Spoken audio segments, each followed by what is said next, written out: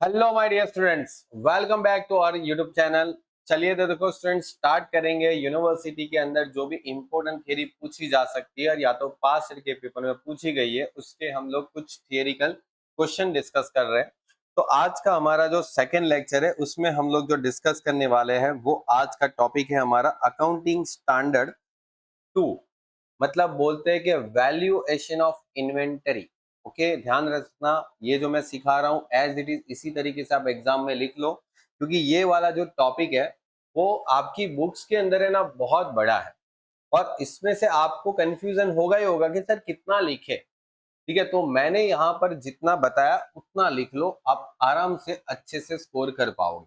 ठीक है, चलिए तो देखो यहाँ पर अगर आपको पूछते हैं कि accounting standard 2 valuation of inventory, तो देखो आपको कितना लिखना है।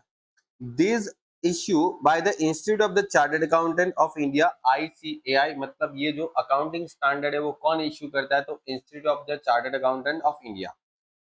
ओके, और ये जो होता है वो वैल्यूएशन ऑफ इन्वेंटरी के लिए होता है। वैल्यूएशन ऑफ इन्वेंटरी मतलब आपके दुकान में जो स्टॉक है उसका वैल्यूएशन कैसे करना, उसकी वैल्यू कितनी समझनी, and provide the guidelines.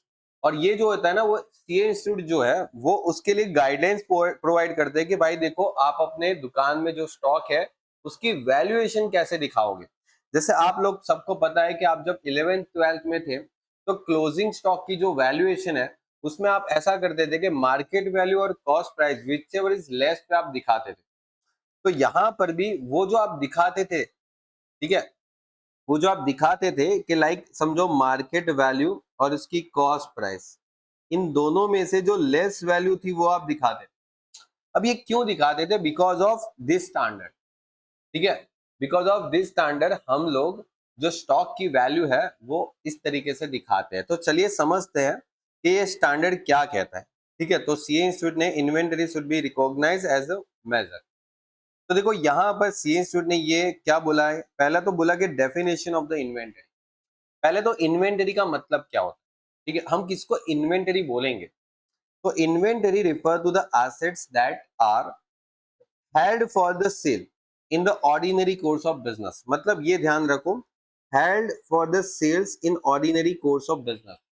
Inventory किसको बोलते हैं? जैसे समझो मेरा बिजनेस है, मेरे बिजनेस में मेरे पास ये पेन है, ठीक है, और ऐसी मेरे पास दो पेन है, क्योंकि मेरे को पता है कि शायद अगर मानो चल कल के उठ के ये पेन खराब हो गई, बिगड़ गई, तो मेरे को एक और एक्स्ट्रा स्पेड में रखनी पड़ेगी। तो क्या ये पेन मेरी इन्वेंटरी है? नहीं ना। ये मेरी इन्वेंटरी, क्या मैं ये बिजनेस में, मेरे बिजनेस में इसीलिए रख रहा हूं कि मेरे को बेचना है? नहीं ना। जैसे मेरे पास ये टैबलेट है, क्या मैं इसीलिए बिजनेस में रख रहा हूं कि मेरे को ये बेचना है? नहीं। अगर दुकान वाला है जिसको टैबलेट बेचना है, जिसके पास बहुत अलग अलग प्रकार के टैबलेट पड़े हैं जिसको बेचना ही है, तो उसके लिए वो टैबलेट क्या है? इन्वेंटरी है, स्टॉक है। और मेरे लिए ये टैबलेट क्या है? इन्वेंटरी नहीं है, क्योंकि मैं इसको स्टॉक में नहीं दिखाऊंगा। समझ रहे हो बात को?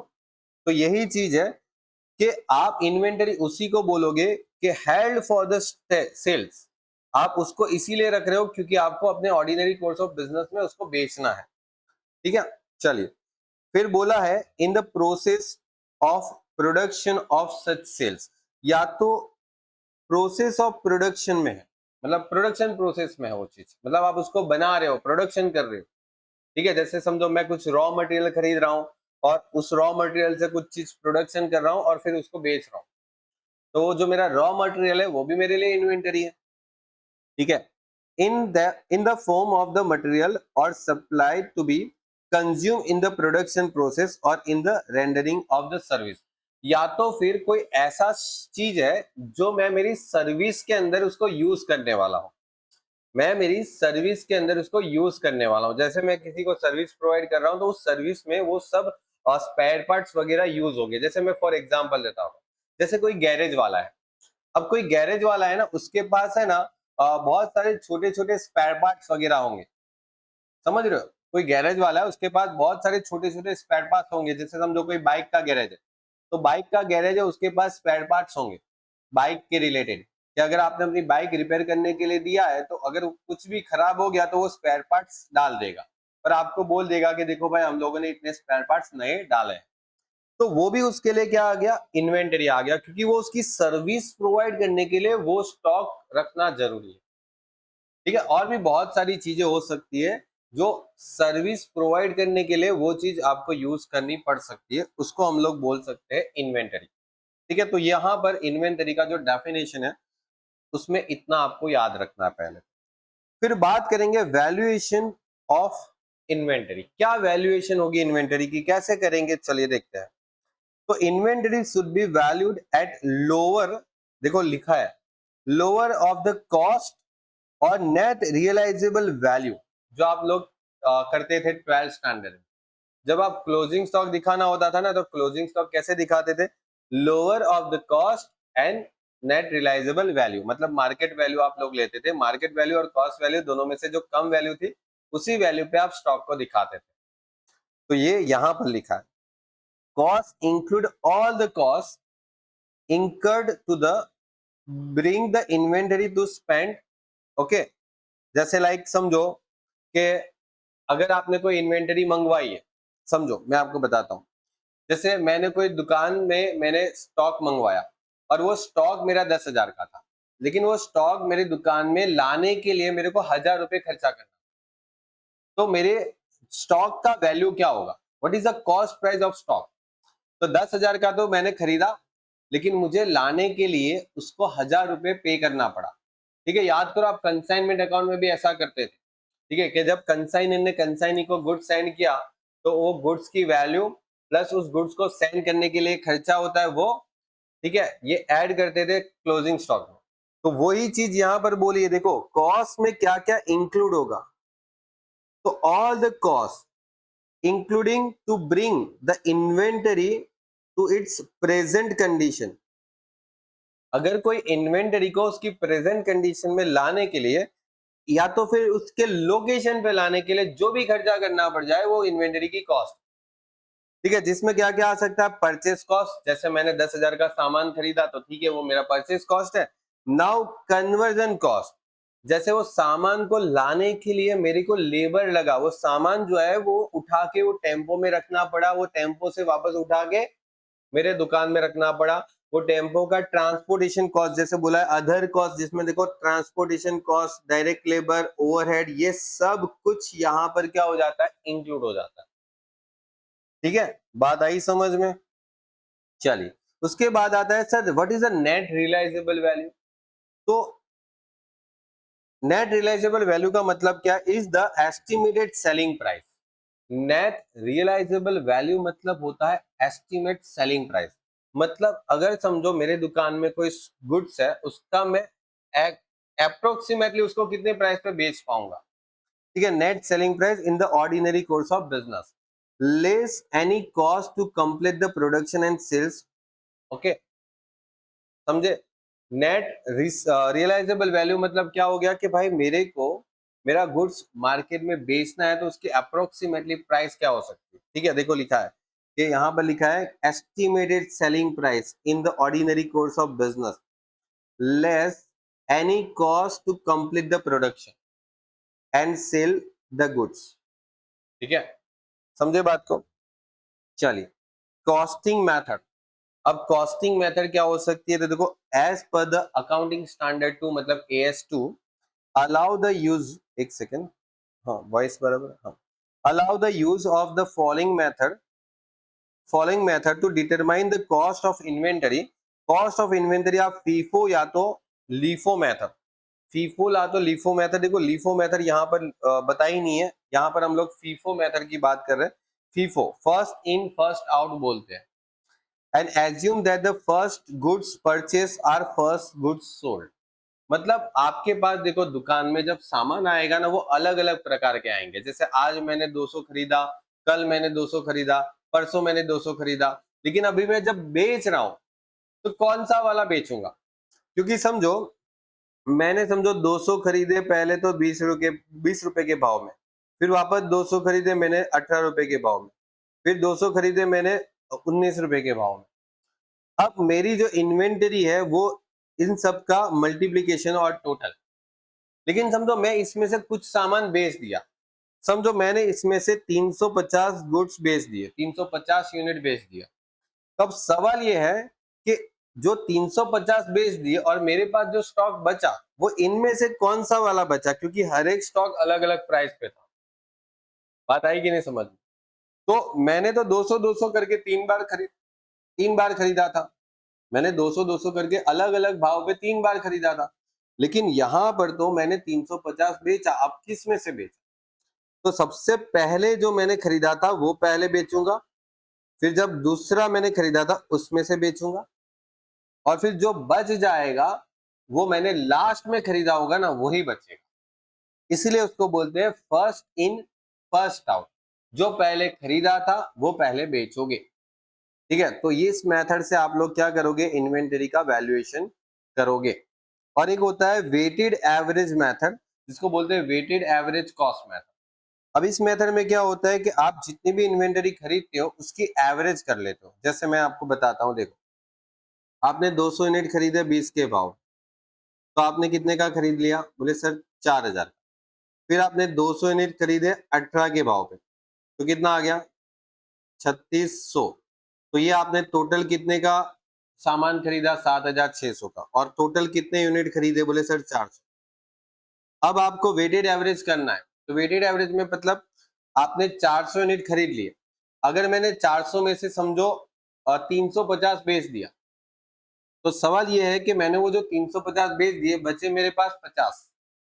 तो वो 50 का वैल्यू क्या? 50 यूनिट का वैल्यू कौन सा? कि मैंने 400 में से 350 बेच दिए, समझो 350 मैंने सेल कर दिए, तो मेरे पास बचा कितना? 50 यूनिट्स बचा। 50 यूनिट्स का क्या बचता है? स्टॉक बचता है। लेकिन ये 50 यूनिट्स का जो स्टॉक बचा उसका वैल्यू क्या?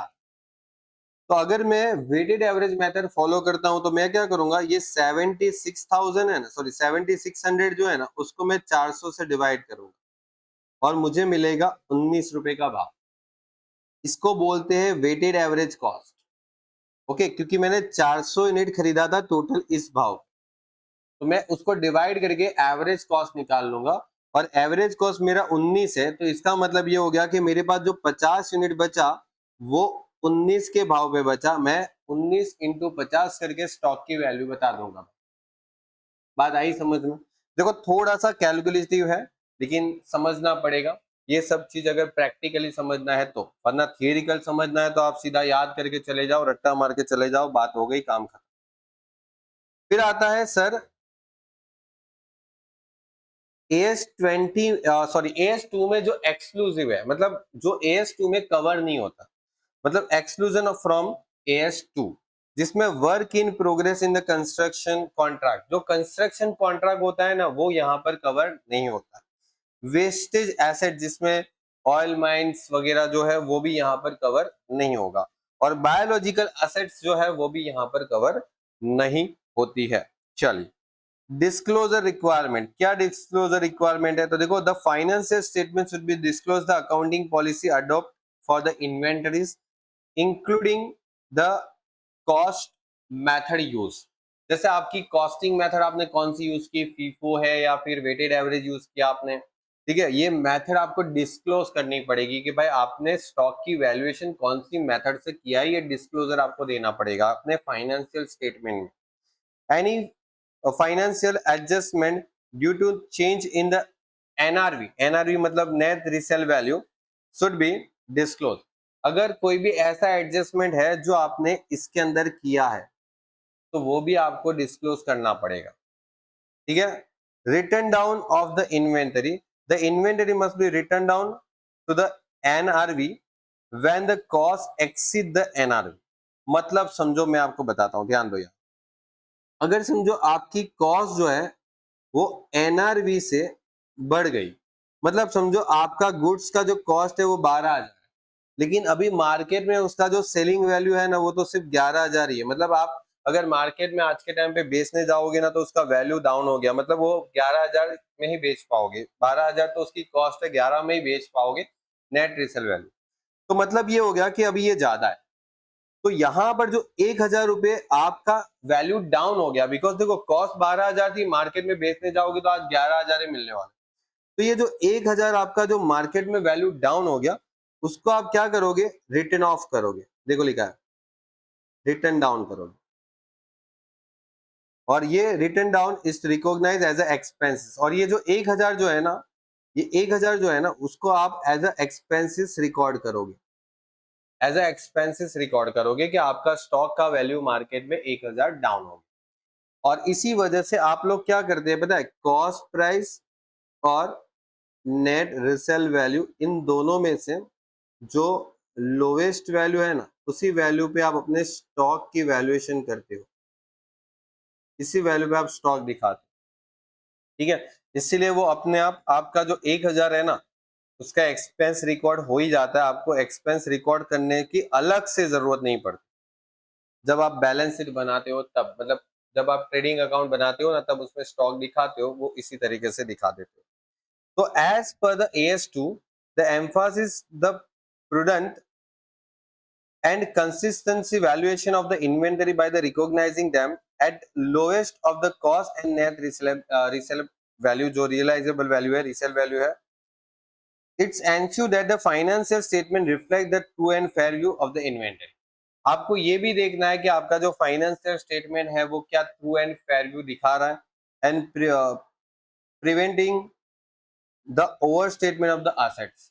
या ऐसा नहीं होना चाहिए कि इस वैल्यू मतलब इस किसी भी तरीके से आप अपनी एसेट्स को, स्टॉक को ओवर वैल्यू नहीं बताना चाहिए। मतलब समझो आपकी दुकान में जो स्टॉक है वो बहुत पुराना है, काफी पुराना है, मतलब अभी उसका मार्केट में कोई इज्जत नहीं है, मतलब ऐसा स्टॉक है ना जो बहुत पुराना हो गया। उस जमाने, मतलब समझो 2-3 साल पुराना कोई स्टॉक है, अभी उसका कोई खरीदने वाला है नहीं, तो आप उसको उसी वैल्यू पे नहीं दिखा सकते। मतलब समझो मेरे पास दुकान में 2-3 साल पुराना स्टॉक है और उसको मैंने 20,000 में लिया था, लेकिन आज उसको कोई खरीद नहीं रहा है, कोई बेच नहीं रहा है, मेरी दुकान में ऐसे ही पड़ा है वो स्टॉक, ठीक है। तो अगर मैं आज भी उसको 20,000 पे दिखाऊंगा तो फिर तो यार कोई मतलब ही नहीं हो गया। तो मुझे उस स्टॉक का वैल्यूएशन कम कर देना पड़ेगा, बिकॉज उसकी नेट रियलाइजेबल वैल्यू है वो कम, वो ओवर वैल्यू नहीं होना चाहिए। आपको अकाउंटिंग स्टेटमेंट जो है, फाइनेंशियल स्टेटमेंट है, वो ट्रू एंड फेयर व्यू पे दिखाना है, ठीक है। और ये सब जो भी आप करते हो वो कंसिस्टेंटली फॉलो करना है, ठीक है। ऐसा नहीं होना चाहिए कि आज आपने फीफो मेथड फॉलो किया, फिर उसके बाद आपने वेटेड एवरेज फॉलो कर दिया, फिर वापस फीफो, फिर थोड़े साल बाद वेटेड एवरेज। ऐसा नहीं चलेगा। आप जो भी अकाउंटिंग मेथड यूज करोगे उसको कंसिस्टेंटली फॉलो करोगे, ठीक है। अकाउंटिंग कॉन्सेप्ट फॉलो करोगे, जिसको हम लोग बोलते हैं प्रूडेंस वगैरह, जो आप लोगों ने सेमेस्टर नंबर 1 में पढ़ के आए थे, वो सब चीज आप लोग अच्छे से इसको मेंटेन करके रखोगे, ठीक है। ऐसा नहीं है बार बार आप वैल्यूएशन की मेथड चेंज करते जाओगे, ठीक है। चलिए, तो ये मैंने आपको यहाँ पर जो भी समझा दिया, आई होप समझ में आ गया होगा। तो स्टूडेंट्स मिलते हैं नेक्स्ट लेक्चर में, तब तक के लिए गुड बाय और टेक केयर।